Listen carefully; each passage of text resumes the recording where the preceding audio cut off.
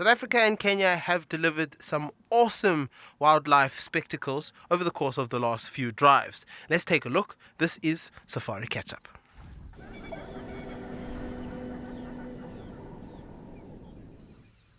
We've found vultures. There's a lot of vultures on Sandringham, a lot of nests. There's only 3 whitebacks here, which doesn't often mean a lot, but we saw it from a distance.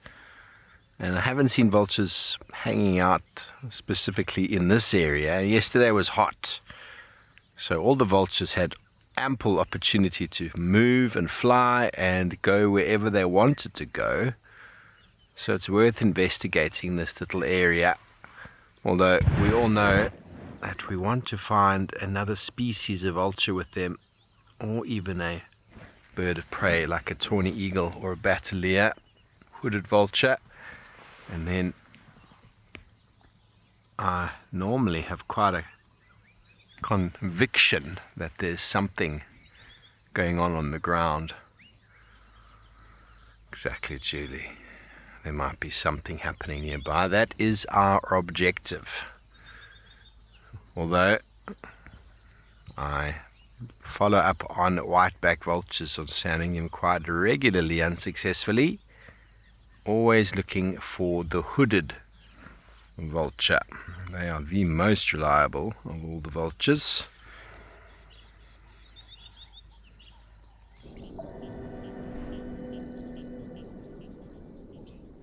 We've got some rhinos here too, mom and baby, and we believe this could well be our little hash brown baby rhino. Mom's very alert of her surroundings. Look at her ears moving back and forth, listening really carefully, obviously because she's heard this vehicle, and then the vehicle went off. The little baby doesn't quite know, but he's also listening to us.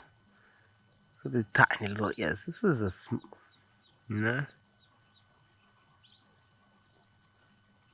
cute little guy. You can see that horn is starting to grow. It takes a bit of time to actually start to show, but it's got a bit of a point there now. But now mom's relaxed. She's gone back to feeding. You know an animal is relaxed when it's kind of gone back to feeding on whatever it is that it was feeding on. Although I think she's decided, let's just move away from this area. And she's taking her little one with her.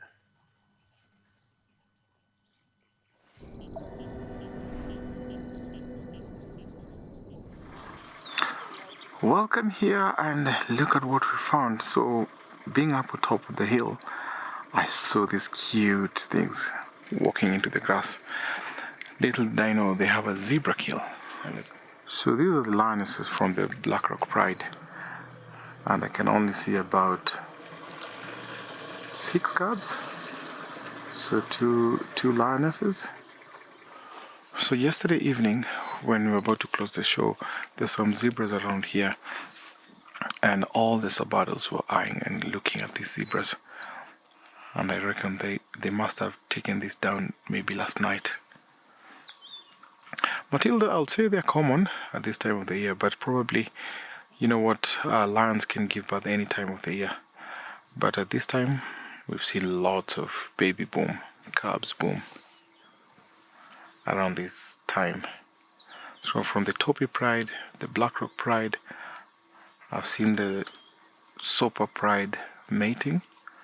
So probably by the end of February we might be seeing, or March, we might be seeing some cubs there. You can see one of the moms here is cleaning her face. Look at the blood in her face and her chest.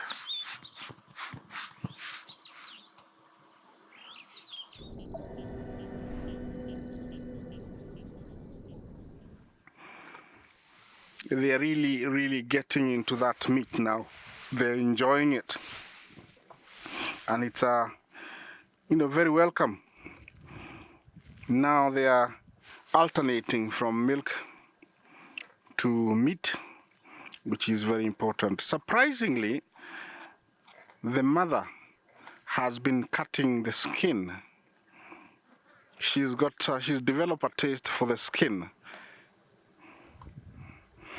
Yeah, the pressure there could easily chop off your thumb or your toe. That's how strong the jaw is. These cubs are just in cloud 9. Everything is just perfect for them. 3 males to protect them, plenty of meat, plenty of milk, mom around. It's just magic.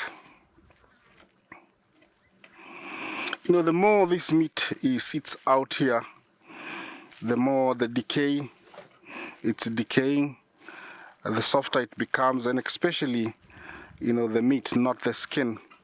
So it's easy to rip it off the bone and easy to digest.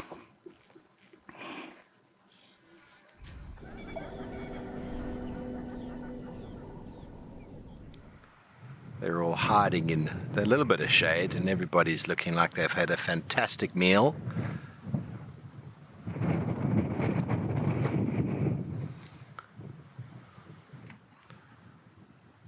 There we go. Scratching and claiming his territory.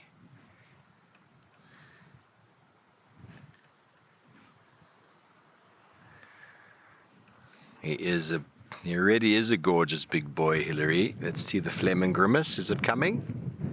No, he wants to roll in some dung, because that's what gorgeous big boys do. They roll in animal poo just to get a bit more of a flavor. And this cub's going to go and say, hello, you're very brave. Let me have a smell. He's going to give a sniff. Doesn't want it.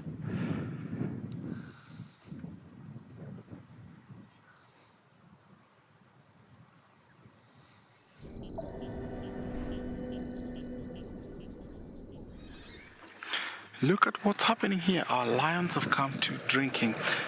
Every time when lions finish up a meal, they always have to come and drink, because that food has a lot of sodium, has a lot of salt.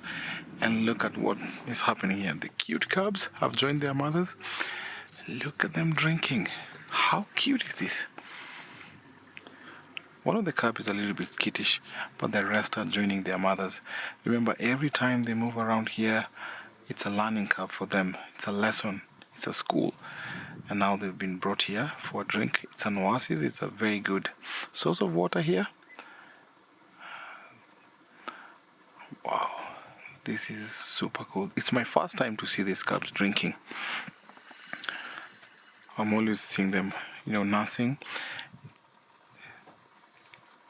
There's 5 cubs in total and 2 lionesses. So it seems like one has 3 and the other one has 2.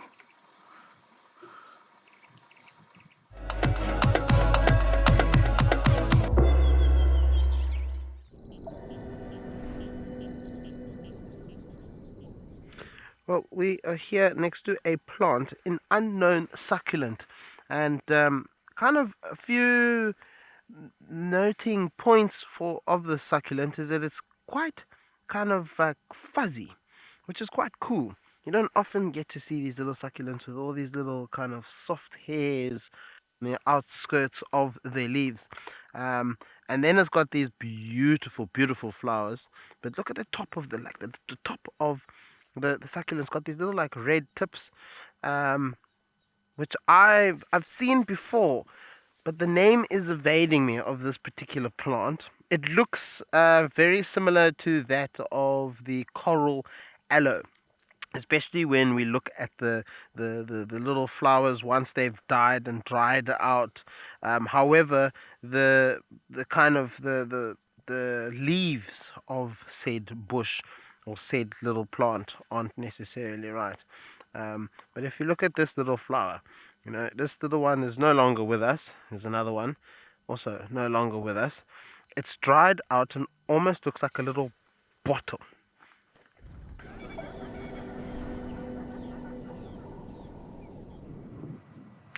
Well, the lions have all moved down into the thickets, and the vultures have arrived on the scene. Hooded vultures, whiteback vultures, that's all I can see at the moment.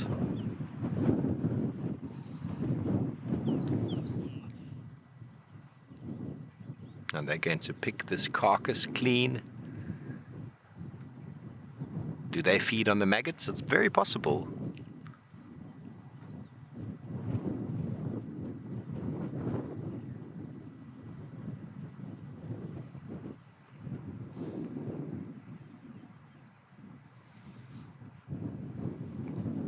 So the vultures will be picking the flesh from the bones, the little pieces that the lions weren't able to scour from the bones, in between the ribs, in between the vertebrae, any stomach lining, intestinal skin or flesh that's been left around, or maybe even covered in stomach content while the lions are feeding.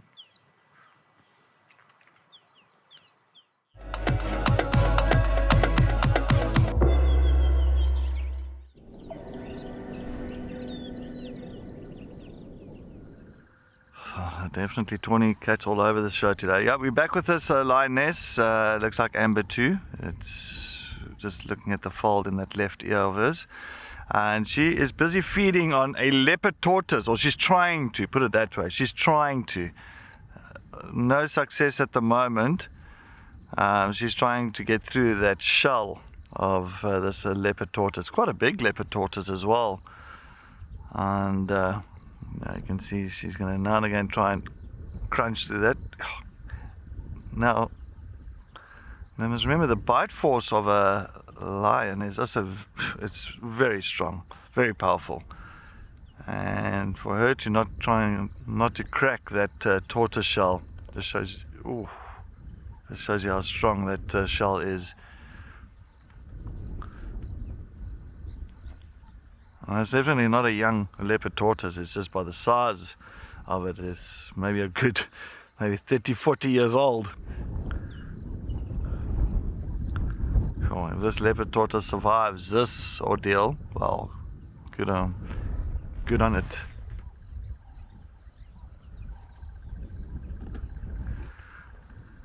And it's definitely going to have a lot of teeth marks on its back.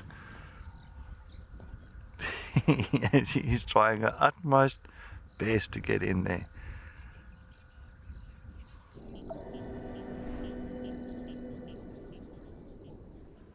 That is one big bull elephant. He seems to be on a mission, and I think it is water.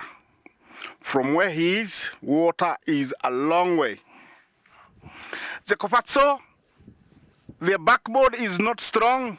I doubt that. This, just imagine in those countries where they ride them, you can park about 6 to 10 people behind there. You can put a saddle that is also some weight. Well, I think it's strong enough for us to be up there. Females, because they're much smaller, you can imagine, the weight of a bull is almost twice the weight of a female. So when a female is breeding, if a male goes on top, yes, definitely it's such a weak back. But I don't believe that. They have very strong backs, elephants. I've seen the skeletal of a dead one, and believe me, those vertebrae and the muscles joining the vertebrae are very, very, very, thick and strong.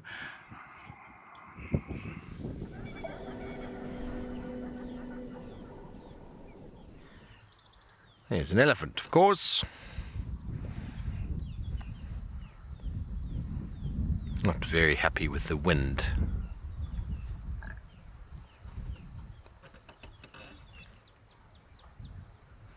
That's a good question, Willow.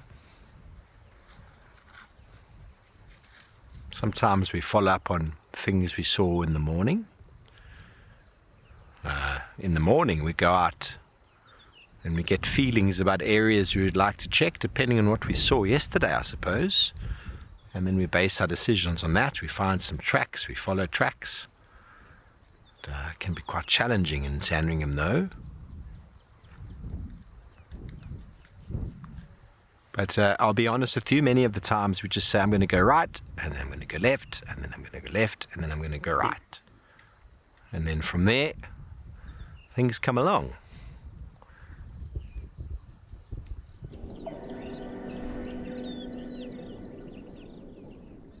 We are still here with this lioness known as Amber 2. So her 3 cubs now, we worked out, is she pretty much, it's a plus minus, August, beginning of August. So you've got August, September, October, November, and half of December. Or almost half of December, getting there. So that is 4.5 months old. So that's her cubs, the 3 cubs, is 4.5 months old. And now her sister, little Amber, she's also got 3 cubs. I think much smaller, from about I think it's 25th of October. Now they're about 1.5 months old. And then there's another female known as Regina's daughter. She's also got about 1.5 months old cubs. And then the newest of all is Regina's daughter. And she's also got cubs or cub. I'm not too sure. I just saw 1 cub at the moment. The other day when we had to just make sure that we closed that area, and they're about 5 days old now. So yep, that is it. Nkuhuma Pride is doing really well, especially that they got 2 big dominant males in this area known as Nzenga males, and they've really kind of controlled this area quite well now, patrolling, calling, and making sure there's no other coalitions coming in.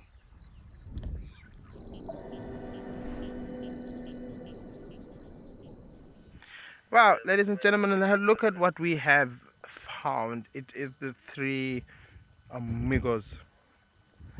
And they are here not too far away from where we had them yesterday. And you can see there's 2. The third one is quite far to the right, and not far to the right, far to the left. You can't actually see him. It's flat cat in the grass.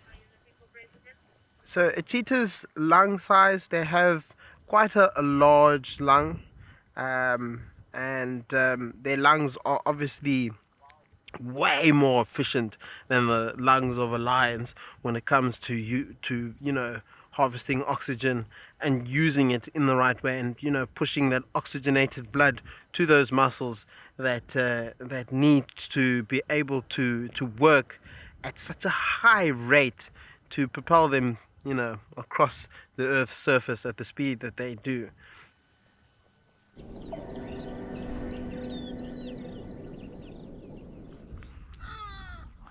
There's one that's a young male that's got a little bit of attitude here. Oh, I want to maybe chase the noble duck there.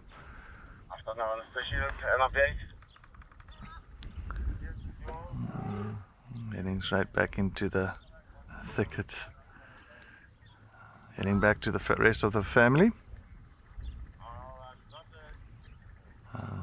And quite nice to see the noble duck on the left hand side here. So yeah, it's a beautiful duck, and this is a male that you're going to see now. The male actually has got this stunning like knob on the beak and all that, and it's almost they say it's also made of keratin, so very much extended beak or top bill. And so the bigger that bump is, the more impressive it is for a female that sees a male like that. So very interesting.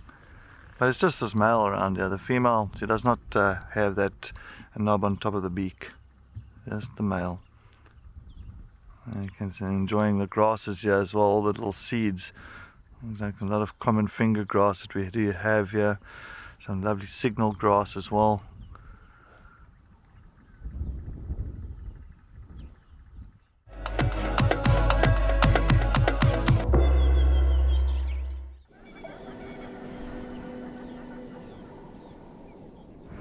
Didn't know there was a vulture nest in this tree. It flew in and there was a lot of strange cackling noises. Didn't see them. Now I see them, so maybe it was a youngster being fed. So then we get the lappet-faced vulture, potentially the Cape vulture. And the white-headed I've seen once before. But the whiteback is the most common. But lots of vulture nests on Sandringham, everybody. Every time I find another tree, there's another vulture nest. Very impressive. I'm really interested to know if someone's documented all the vultures' nests that are on this property, because it's definitely a point of interest. Whiteback vulture nests, that is. I mean, I'm sure I've seen more than 10.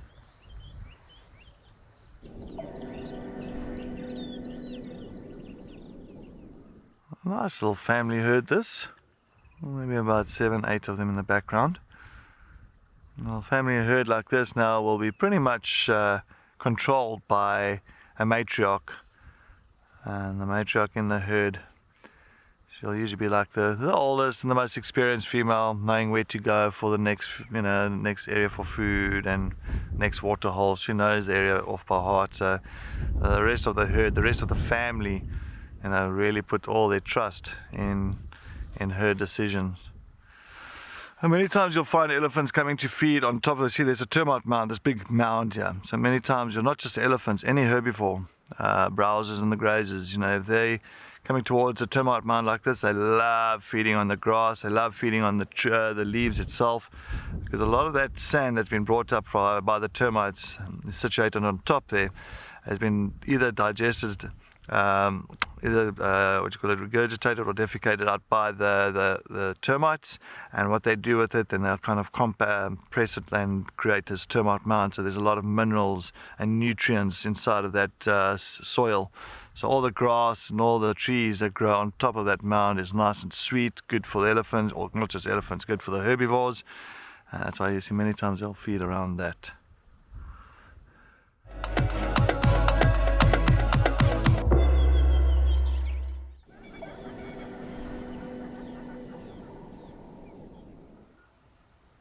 Well, we scratched and we found. Well, everybody's looking super happy, super well fed.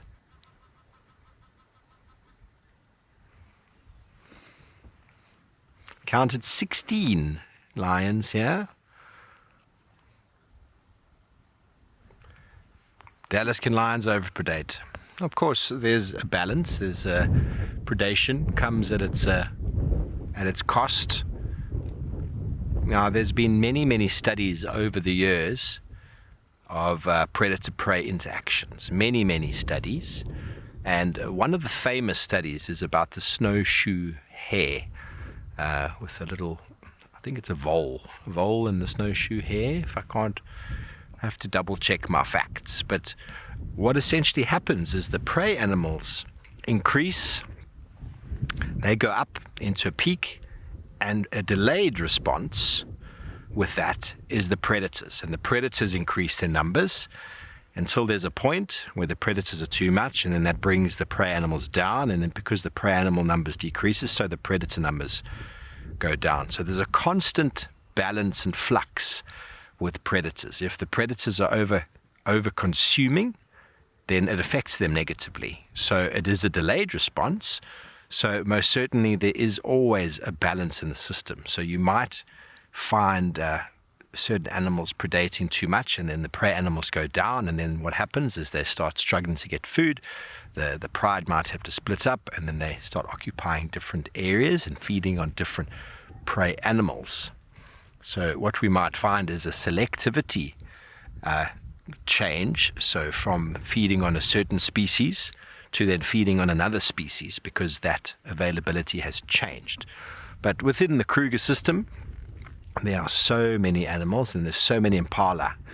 And impala are a very good buffer species. There's so many of them around. They grow so quickly, and they're so well adapted to predator pressure.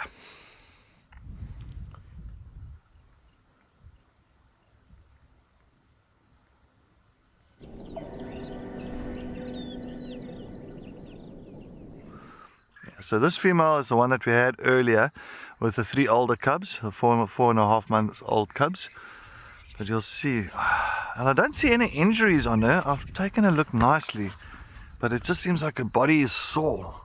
It's like she's not like a fight, maybe something, I'm not too sure. But it's still good condition. I mean, she's still got the pride to help her if she needs any assistance. But I think that she'll walk off.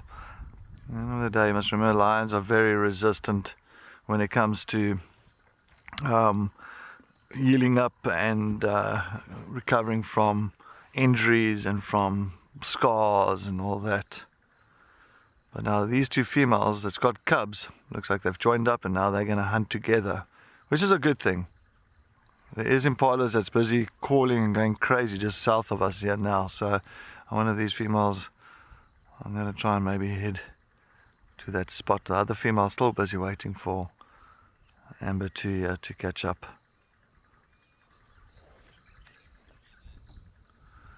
Yeah, Willa, for sure. I mean, sometimes it can be away from their cubs for 2-3 days. You know, sometimes it can happen like that.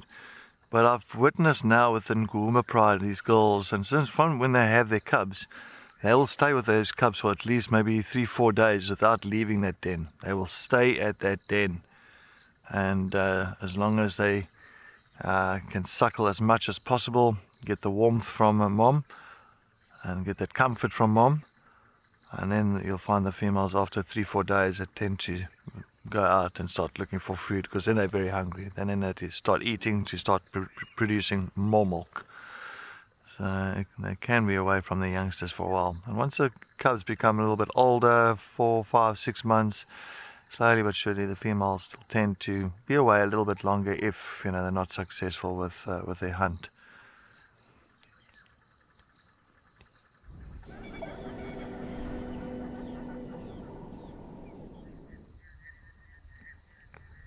We found an elephant. It's a way to top off an afternoon. Another magnificent fellow. He was trying to hide behind that little quarry bush for a moment there, but we saw him. Wisdom? Now he's going to hide behind that termite mound. Gonna try anyway.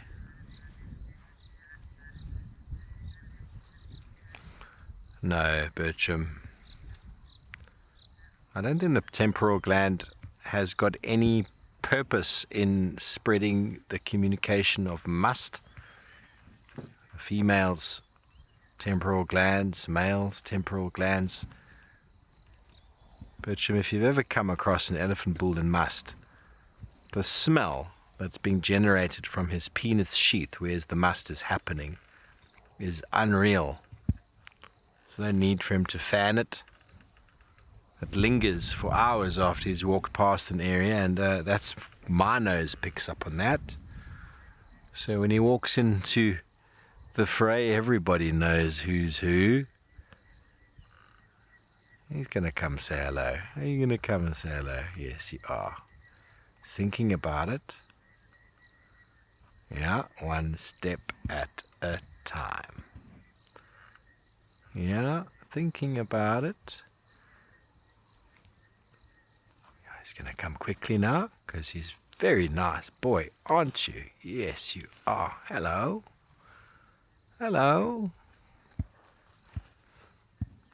Never gets old, everybody. Elephant bull coming up to the side of the car, feeding. It's just super curious, really. The wilds of Africa are an inspiration.